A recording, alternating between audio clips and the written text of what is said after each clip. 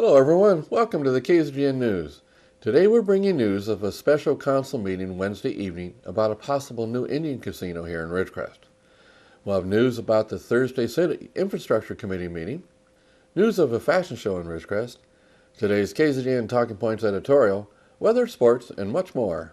From the Rademacher Hills to Bee Mountain and the mighty Sierras, Ridgecrest to Inyokern and China Lake, this is your news for the Indian Wells Valley with the KZGN News Crew.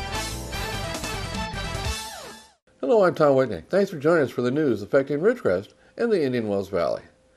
Well, the big topic for Wednesday's special City Council Town Hall meeting is whether the city should approve an agreement to allow a new Indian casino within the city limits. Well, Wednesday evening will be the second meeting for the council to receive public input on this casino. I only hope that they do a better job presenting the project than they did last Wednesday. And I hope they actually have a discussion of the comments and questions brought up by the people commenting. It is very annoying when they just sit there and let people say things and offer no response or answers. Anyway, here's the brief staff report. The Timbisha-Shoshone tribe wishes to develop an Indian gaming casino within the city of Ridgecrest and wants to utilize certain city services in the operation of this entertainment venue. This agreement would provide the city general fund and currently estimated $400,000 per year, plus a one-time payment of $80,000. These payments are to offset the city costs for providing city services to the Timbisha project. The tribe has also agreed to payments at 2% of appraised value of the development and will provide annual payments of $128,000 per year for police and fire protection. Both of these amounts will increase as future phases of the proposed development are completed. The agreement also calls for the tribe to provide a 10% payment to the city for any future hotel development, as well as joining the RACVB, Tourism Business District, in paying its assessments. The agreement is for a period of 20 years from the commencement of casino operations.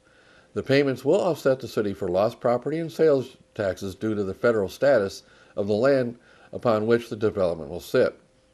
And there is a lot more details in the actual agreement, which appears pretty fair to the city. But this agreement is subject to change. Depending on the inputs from the people of Ridgecrest and staff, changes could be made. The project is to be built along North China Lake Boulevard in the City Business Park, about a half-mile south of China Lake main entrance. The tribe will purchase the large parcel. The details is that with the purchase, the land then becomes federal land owned by the Indian tribe, legally no longer under the control of the city. However, the agreement states that generally the tribe agrees to waive almost all the sovereignty of federal lands and agrees to subject the entire project to be under the legal control of the city for planning and building, essentially waiving their sovereignty and agreeing to be under the supervision of the city. This is a major concession of the tribe, and that is in addition to the fees they have agreed to pay for various costs. Here's an excerpt from the agreement.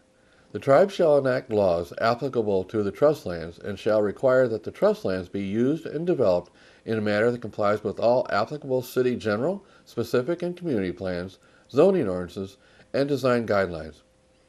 The tribe shall adopt the building standards set out in the city's adopted building codes, and prior to the use of any structure constructed on trust lands, provide the city, at the tribe's expense, with written certification from the project architect that structures have been constructed in accordance with said standards.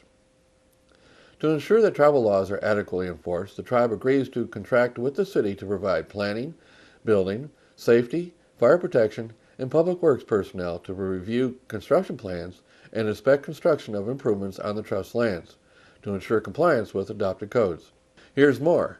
The tribe does agree to submit its development plan for development review and comment by the city staff and to pay the city all service fees and impact fees established by the city. How about police authority on federal land, you may ask? Here's what's in the agreement. The city shall have authority to enforce state and local criminal laws on their land. How about employment and new jobs? Here's what's in the agreement. The tribe shall work in good faith with the city to employ qualified residents at the gaming facility to the extent permitted by applicable law. They plan on hiring about 150 employees to start. So while the initial project is to build and operate a new casino, they have provided possible future development ideas. These include a hotel, small-scale amusement park including video games and miniature golf, a bowling center, restaurants, coffee shops, snack bars, nightclubs or bars including live entertainment, an entertainment venue, tribal gaming commission offices, and tribal government offices. The following uses are expressly prohibited at the tribal lands, unless otherwise consented to in writing by the Ridgecrest City Council. These are prohibited: gas stations, retail establishments, residential housing, other uses not related to furthering tribes' gambling activities at the tribal lands. Well, after a short staff presentation at last week's meeting, the council deferred any comments until they heard from the public. And boy, they got an earful. I lost count of the public speakers, but suffice to say about 20 people spoke in opposition, 2 supported the project, and maybe 4 were neutral or wanted more details. A majority of the opposition was based on moral and psychological impacts on the residents. There were only a couple comments expressing actual concerns about the project itself. A couple of people did say they thought the location was not appropriate. My hope is that there is a good back and forth between all the parties. We need a good, thorough discussion of this project, so I encourage everyone to come down to the council meeting Wednesday evening. There is only one item on the agenda, the proposed casino. The meeting is at 6 p.m. If you have an opinion, be there.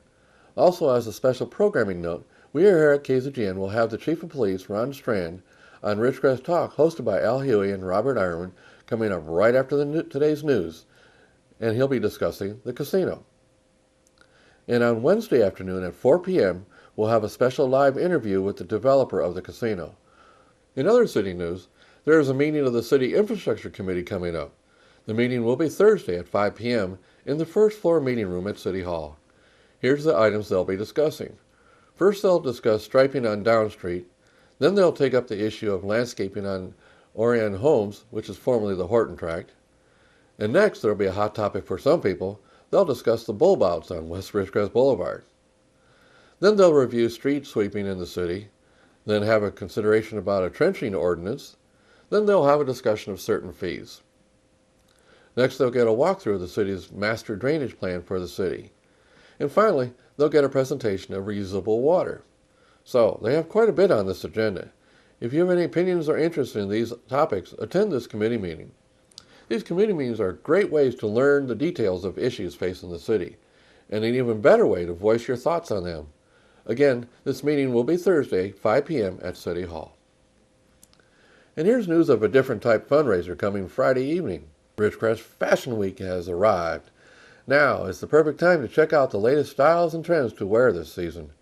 If you'd like to get a jump on what trends our clothing stores will be offering, a perfect opportunity awaits you this Friday evening. 20 local models will be showing fashions provided by Marshalls, Fashion Stop and Shoes, Kmart, and Botany's Desire. These styles include top trends inspired by street style from denims to florals. It's all happening at the Spring Fashion Show and Dinner sponsored by the International Community Day Committee of Ridgecrest. It'll be Friday, April 29th between 5 p.m. and 9 p.m. at the Clarion Inn Banquet Hall at 901 North China Lake Boulevard. Cocktails and social interface begins at 5, with a catered dinner by Chef El Lado of Charlie's commencing at 5:30 p.m. The fashion show will get underway at 6:30 p.m. with great audio. The fashion show will involve children, young adults, and adults featuring different sizes. Hair and makeup services will be provided. Tickets are $30 per person, which includes the fashion show and dinner.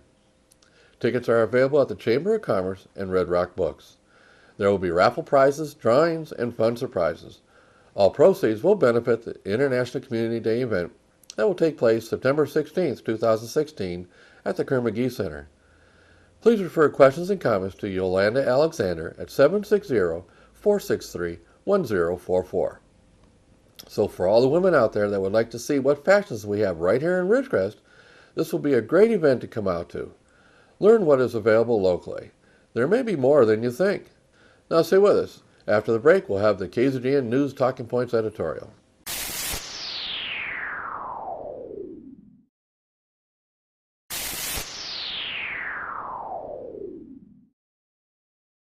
Thanks for staying with us. Now it's time for the 138th KZGN News Talking Points editorial. Here's today's topic. What does employment diversity in Ridgecrest mean to you? Well, as the debate of a new casino heats up, one aspect of the project hits at a goal for the city for years. I've been here since 1979. Came for 1 year and never left. It was a town that I fell in love with. The very first summer I was here, a neighbor got me involved in local politics. I had never been involved before. Anyway, my neighbor came one evening pounding on my front door. I opened the door to him, ranting at me to come along with him to the city council meeting. He said they're planning things we'd need to fight. The topic of the controversy isn't important to this editorial, but what I learned down there is this. At the meeting was the first time I heard that the city needs to bring in other business. We respect and appreciate the Navy and the base, but we just have to have other businesses here as well. That was in 1980. 4 years later, I wound up running for city council and getting elected. During that time, everyone talked about employment diversification, but it seemed no one had a solution. And if anything new came up, it seemed there was always a rather large group that would oppose it. The opposition was usually based on two main points, either on the no-growth perspective or this new business is just not right for the city. Many times opposition was based on emotion alone. Over the years, other projects were proposed and run off, like a new water park. It was run off and they built it in Barstow instead. A prison was proposed. They were run off and built elsewhere too. Twice over the years, solar fields were proposed. They too were opposed and run off, and were ultimately built somewhere else. Now, this editorial is not a support or opposition to any of those projects. This editorial is to ask, so just what is the right business diversity the people want? And then what are these people going to do to help get that business here? That is the hard part. Right now, the city is working pretty hard to bring new business here, and this work has been going on for many years now. Economic Development Director Gary Parsons has dropped some indication of a few businesses that are currently considering locating here. While we don't know the details of these prospects, they are encouraging for the diversification goal. Back to the issue before us. I have to ask a couple people declaring we shouldn't allow the casino because of our water problem. Well, I ask this. Will you also object to the building of 20 new homes this year because of the potential increase in water use? Do we have a building moratorium here? No, we don't. If a new restaurant wants to come in, will you oppose the new restaurant due to new water use? If someone comes in and wants to put a business into one of our empty commercial buildings, do we say no because of potential new water use? So if one wants to use water as an important consideration of any new business, where do we draw the line? Now, I'm not saying water use shouldn't be a major consideration. It should. But again, I ask, where do we draw the line? How many new employees should the base bring before we say it's too many? How many new homes should be allowed to be built before someone decides it's too many? What business should we let start up before someone wants to stop it? How many times should we have these fights over new business before any potential new business sees the resentment here and just walks away not wanting to fight it? Now, should a business be appropriate in a community? I believe it should. It should also conform to all building codes and local laws. If it does, then it should be permitted to move forward. So any potential new business should be given a chance to be considered. I ask these questions based on freedom, our freedom. After all, everyone has rights under the Constitution. That includes businesses. Small business is important to our community, state, and country. Small business is the backbone of our economy. In Ridgecrest, we need business employment diversity. Should it be appropriate for our community? Of course.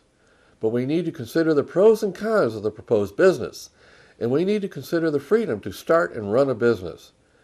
If that's what one decides to do, freedom is our most important right. Consider that in the decision of employment diversity.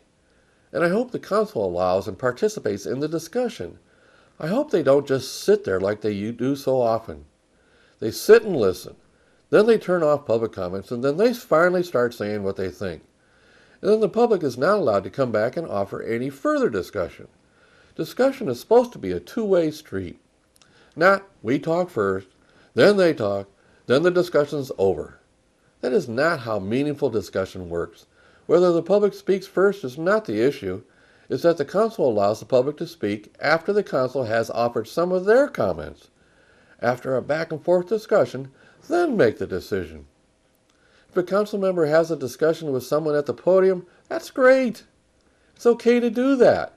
It provides everyone insight into the decision process. And this is how government should work.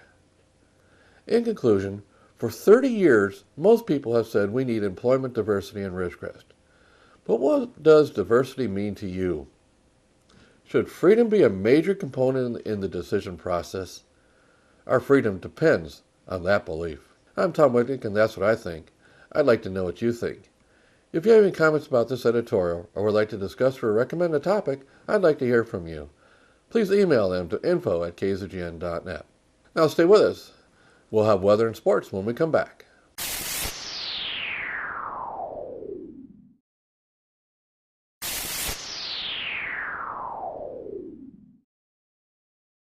Thanks for staying with us. Now here's Lane with the weather.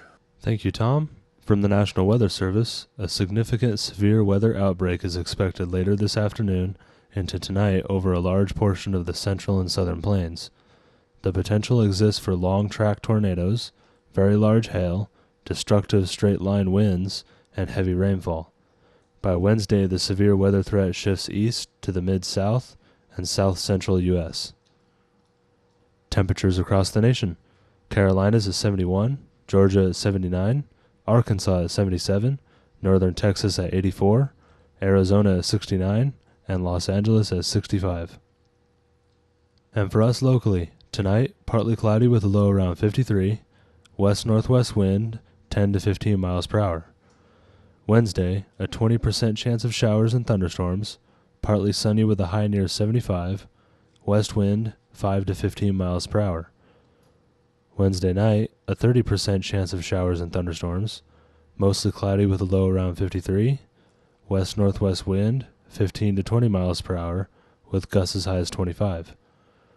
Thursday, a 30% chance of showers, partly sunny with a high near 75, north-northeast wind 10 miles per hour with gusts as high as 15. Thursday night, a 20% chance of showers, partly cloudy with a low around 53, northwest wind 10 miles per hour with gusts as high as 15. Friday, mostly sunny with a high near 83, north-northwest wind 5 to 10 miles per hour. Friday night, mostly clear with a low around 56, west wind 10 miles per hour. And Saturday, sunny with a high near 86, west-northwest wind 5 miles per hour. And that is your forecast for the IWV. Now back to Tom.